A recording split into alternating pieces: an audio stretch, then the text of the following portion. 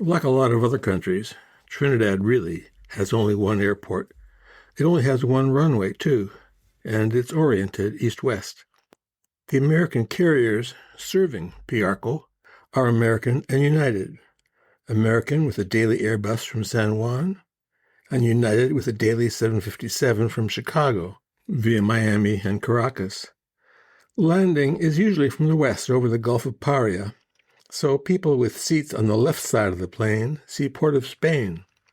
Behind the city, they see the northern coastal range, which extends 40 miles east of the city and fringes the length of the island's north coast.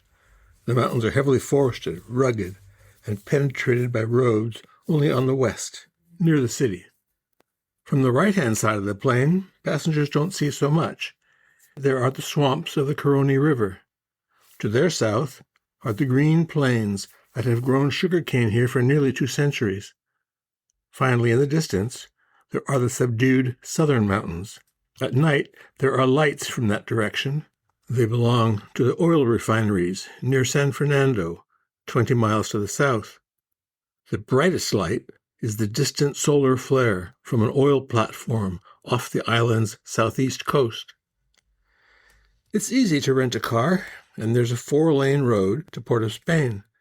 It's the east-west Churchill-Roosevelt Highway, and it's one of Trinidad's 2 main roads. A few miles west of the airport, you intersect the other one at a T-junction heading south to San Fernando. The Churchill-Roosevelt is the older of the two. It's a vestige of Lend-Lease and was built to serve a military airfield the Americans constructed 10 miles east of Piarco. This was Waller Field, built as a way station for bombers on their way to Africa. It was promptly abandoned after the war, and there's nothing left except a fine concrete runway with lots of grass in its expansion joints. The other main road is different, heading south from the T-junction. This was the Princess Margaret Highway when it opened in 1958. 30 years later, it was renamed the Uriah Butler Highway, after a spiritual Baptist preacher who became a labor union leader and the founder of 3 political parties.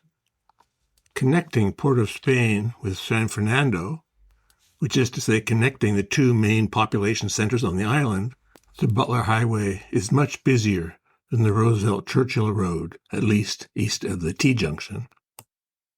The old Spanish grid at the center of Port of Spain survives. It's roughly a kilometer square, with the main street formerly called King. Predictably, it's been renamed Independence. The city has only 2 high-rises. One houses the finance ministry. The other houses the 10-story Holiday Inn, whose interior shabbiness hints at the damage done by declining oil revenues. There are Catholic and Anglican cathedrals, and a few other big colonial leftovers, but the general impression is of small buildings, independent merchants, and lots of traffic, some with wheels and some with feet. Port of Spain was much praised by Derek Walcott in his Nobel acceptance speech of 1992. Walcott spoke of the city's mongrelized ferment, and he called it heaven. But roti shops that are supposed to close at 8, the roti is Trinidad's most popular fast food, and it at least starts out like a chapati, actually start shutting down at 7. The shopkeepers told me they were afraid. Crime was up. So was homelessness. I saw sheets of precious cardboard, bits of old boxes, spread out to soften downtown doorsteps. Early on a Sunday morning in November, after a brief but intense shower, a man came up and asked for a couple of dollars. He took 5 minutes to explain that he used to live in Arizona, was a musician, spent everything last night at a concert, and now needed bus fare home. The nearby Anglican cathedral was very quiet this morning, but kitty-corner to it, there was a building whose upstairs windows were flung wide open. It was a primitive Baptist service, and these are people who like to sing. 3 young German tourists, there are very few tourists in Trinidad, and these few stood out, wondered if they might dare go up and look. To the east of the old Spanish grid, there's a steep mountain spur covered with chaotic slums. To the west of the Spanish grid on flat land, there's a new grid, early this century, welded onto the original one. The lots here are small, and the houses have only one story, but the sidewalks are clean, the fences are solid, and the homes are of plastered blocks, painted in pastels. Nearby, at the water's edge, there's an industrial district, a container port, and a stadium. They're on land reclaimed from the sea by the energetic Americans. The British found this terribly depressing. They had held Trinidad since Napoleon's time. They were used to skinflint budgets, and they were amazed at how much the Americans could do and how fast they could do it. Between the industrial land and the new grid, there's a 4-lane coast road, an extension of the Churchill-Roosevelt Highway. It goes to what once was an American naval base, another relic of Lend-Lease, this one not abandoned until 1967. The huge steel buildings echo in silence. To the north of the old Spanish grid, you'll find the walled compounds and dogs of the rich. The embassies are here, of course, the foreigners, the presidential palace, the American banks, the resort-like Hilton, and a new upscale shopping center. On Sunday night, when everything else in town is closed, the shops here are crowded with people with money to spend, people, is it true or just my memory, whose skin tone is lighter than usual for Trinidad. A few roads penetrate the hills behind Port of Spain. In a steep half-hour, you come to a misty and cliffed north coast, too rugged for boats to find anchorage. Along the way there are scattered clearings, but mostly the mountains have slipped from cacao plantation back to forest. It's a fast transition, for cacao here was traditionally grown under shade. Why did they slip back? Cacao was established here in the 1880s, when sugar prices were low. By World War I, a fifth of the island was in cacao, famous for its fine quality. But the Gold Coast came on stream after World War I, and late in the 1920s, a weed called witch broom came to Trinidad. It might as well have been called witch's broom. By 1940, Trinidad's cacao exports had fallen 75%. And nowadays they are only a tenth of what they were in 1916. You pass occasional groves, but they are usually in dire need of pruning. Cacao is more likely to come to mind if you notice the Cadbury processing plant on the highway in from Biarco, or perhaps when, in the northern valleys, you see a surviving plantation house. Some are very handsome, with verandas and plenty of lattice work. People say these houses are riddled with termite damage, but they still have a charm missing from the new houses that are popping up nearby, with barred windows, chain-link fences, and razor wire. Go farther afield. In the space of 2 hours, you can leave Port of Spain, pass Waller Field, and head out along the 10 miles of smooth beach but rough surf at Matura Bay on the east coast. The beach is closed in summer, when green turtles nest here. Within 3 hours, you can make your way to Galera Point at the northeastern tip of the island. The road crosses lots of bridges, and they all have the word London on a manufacturer's plate riveted to the old box girders. There are a few other vestiges of empire. At Galera Point itself, there's a lighthouse with the letters VR and the letter J. And the date, 1897. The VR is plain enough, Victoria Regina. The J can take a while until you remember that 1897 was Victoria's much-celebrated Jubilee. The northeast trade winds at Galera Point throw a strong surf against igneous headlands. The vegetation, like chaparral, is permanently bent to the southwest. Seagulls look like they're trying but failing to get to Europe. There's not an Englishman in sight. Officially, they got out in 1958, when Port of Spain became the capital of the newly independent British West Indian Federation. A young Princess Margaret came for the occasion. But Jamaica soon dropped out, and as the local arithmetic calculates, 10 minus 1 made 0. Trinidad joined with nearby Tobago, was on its own by 1962, and in a nation of over 1 million people today, there aren't 10,000 of European extraction. The town closest to Galera Point is called Toco, and almost everyone in it is a descendant of the slaves who, after emancipation in 1838, left Trinidad's cane plantations and headed for the remotest spot they could find. Today, there are perhaps 200 homes in Toco. Almost all are small, and some are very poor, but others are meticulously kept up. Many of the better ones have large plastic water tanks. The local hardware store also sells plastic pipe, galvanized roofing, and construction blocks. The strange thing is that nearly all of Toco's dozen or so stores are permanently shuttered. The only places open when I came through were the hardware store, a credit union, a Shell gas station owned by a Chinese, and a grocery owned by Toco's other Chinese, a man whose sign read, Gaston Lee Tung, licensed copra merchant. His father had built the store. Gaston had been born in it. He asked if it was true that grocery stores in America were self-service. He wanted to know if America had stores like his, where a floor-to-ceiling woven wire screen kept customers away from the merchandise, and where all transactions were done through a head-sized hole in the screen. Why were all the other stores in Toco closed? Gaston said that people preferred to shop in bigger towns with lower prices. I told him it was the same where I lived, except that people didn't go to those bigger towns in minibuses. They drove their own cars.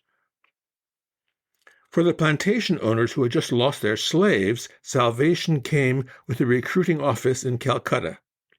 This was the Trinidad Immigration Department, through which nearly 150,000 Indians passed between 1845 and 1917. In exchange for passage, they were indentured for 5 years.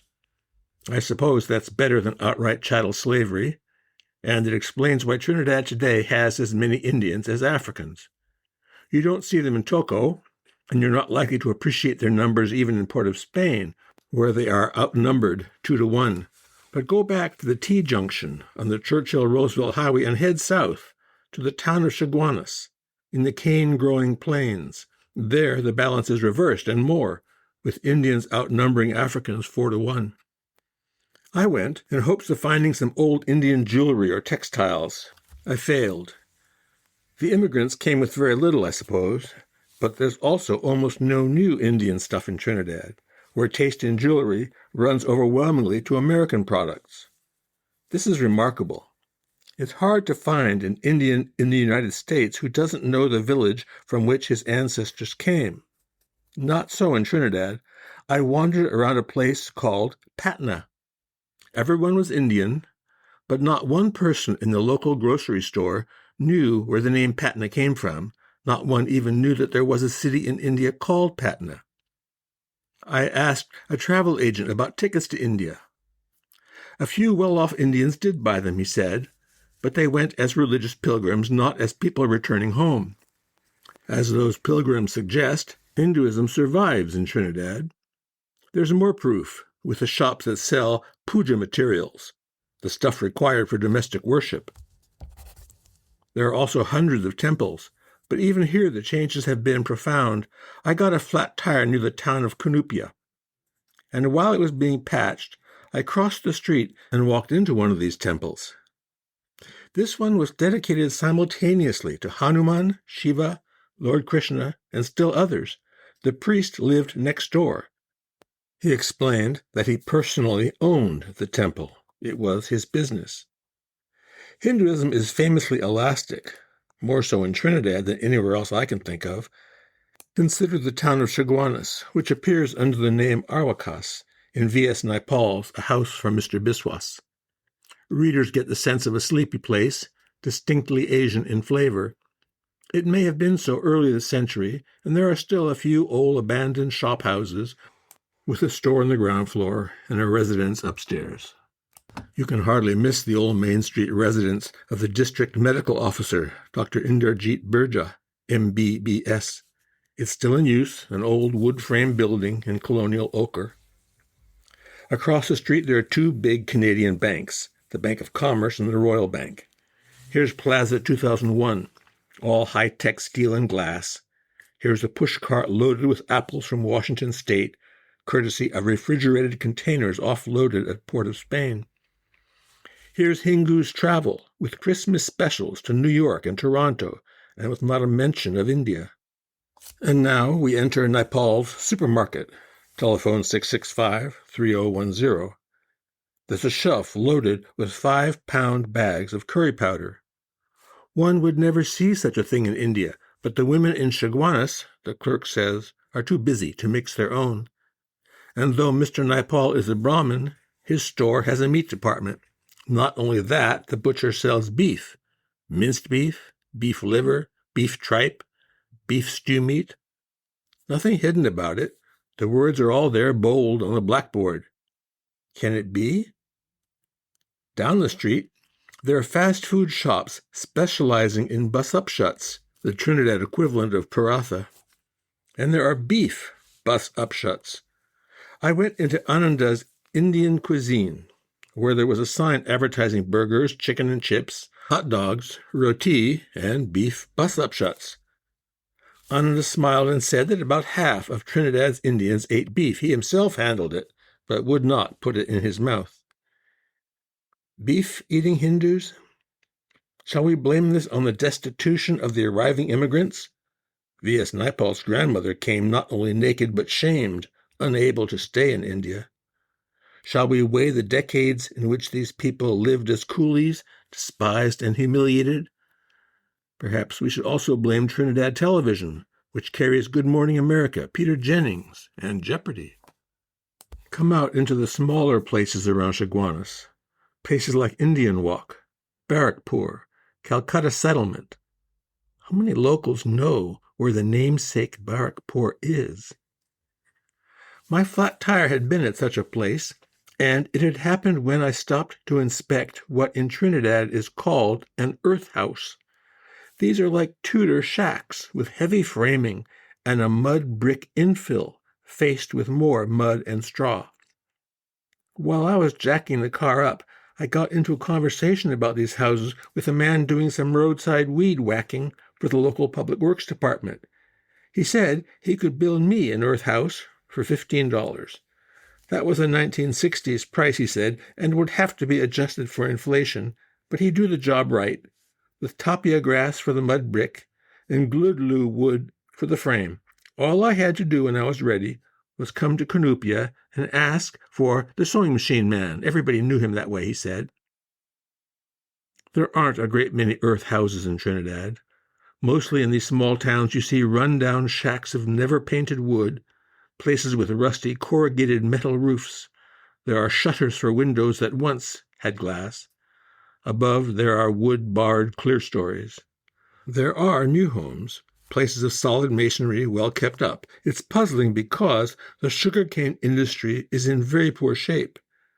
True, there are 30,000 acres of cane in Trinidad today, exactly the same as in 1930 or in 1900.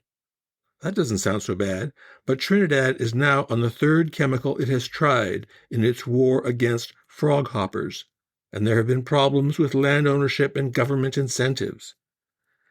Back in 1968, 9/10 of the island's cane was controlled by the British giant Tate and Lyle. 2 years later, the government bought a controlling interest in the company's Trinidad properties. Production crashed. The 30,000 acres that yielded 160,000 tons of sugar in 1930 now produce only 100,000 tons. And trade magazines talk about Trinidad having the world's highest sugar production costs. So how is it that one sees good new houses out here in the cane villages? The answer is that in the last years of British rule, a third of Trinidad's labor force worked in agriculture. Now the figure is down to less than 10%. So when I asked one man about a good house in such a village, he said that it belonged to a couple of teachers. The starting net monthly salary for a teacher, he said, was the equivalent of $600. Not bad. Other places, he said, belonged to men who worked in oil. Like cane, however, oil is in trouble. Production has fallen by a third from its peak in 1978. Income is down even more sharply, but there's still a great deal of wealth in the community. Go to San Fernando and visit the Hilltop neighborhood. I suppose that an American college professor, stretching, could afford to buy a garage down here. The city's not all rich, of course. But a big new mall opened last year. It has a supermarket, ATMs, film kiosks, bookstores, and American fast food. Downtown, near the old colonial fish market, you can see the Trinidad Government Railway Depot. The tracks were taken up in the 1960s and replaced by buses that run back and forth hourly to Port of Spain. I liked San Fernando. I liked it so much that during my week in Trinidad, I actually found myself commuting the 20 miles between the town and my base at the University of the West Indies, which is between Piarco and Port of Spain. Morning and night, I was earnestly studying what is now called the West Indiana Collection. Mostly I was reading about the old Imperial College of Tropical Agriculture, set up by the British in 1926 on the site now occupied by the university. The old college building now houses the university's administration. The building has an unobtrusive cornerstone with a fine Latin motto that translates as, "The way of the cultivator is by no means easy." I don't think that's a quotation from classical sources. I think a college administrator who knew some Latin took a perfectly good English phrase and put it into Latin as a sign of his erudition. I would read morning and night, read about witchweed and froghoppers, alternative crops and marketing problems, but spend the afternoon looking around San Fernando. One afternoon, I went from San Fernando south along a paved road for about 15 miles, through a teak plantation, to the coast at Morne Diablo. There were no swimmers, no picnickers, no tourist facilities. Instead, there were 4 or 5 beached fishing boats, dories, more or less. Every morning at 2 o'clock, fishermen arrived and set out to sea, 4 to a boat. They went 7 miles to the Venezuela border, which they recognized when the water turned silty from the flow of the Orinoco. Here the men fished for sharks. They worked in the dark, without lights, because Guyanese pirates were hunting for outboard motors. The Trinidadians came back at dawn and unloaded their catch into trucks, waiting to take today's sharks to the San Fernando fish market. That's why the road to Morne Diablo had been paved. The man who told me all this was the only person at the beach this afternoon. He lived out here, the only person to do so, and he worked for one of the boat owners. Twice, he said, he had been on boats that had had their motors stolen. It had been a long way back, rowing. His father had been a fisherman, too. He had fallen overboard and drowned. The body had been pulled up in another man's nets. The son had been 10 at the time. 2 years later, his queen died. He meant his mother. So now he was here, perhaps age 20, patching nets. Looking back, I know that there were some things I missed in the library, some people I should have talked to in government offices, but I regret most not getting back to Morne Diablo, not chatting a bit more with Gaston Lee Tung, not hearing the sewing machine man talk more about building earth houses.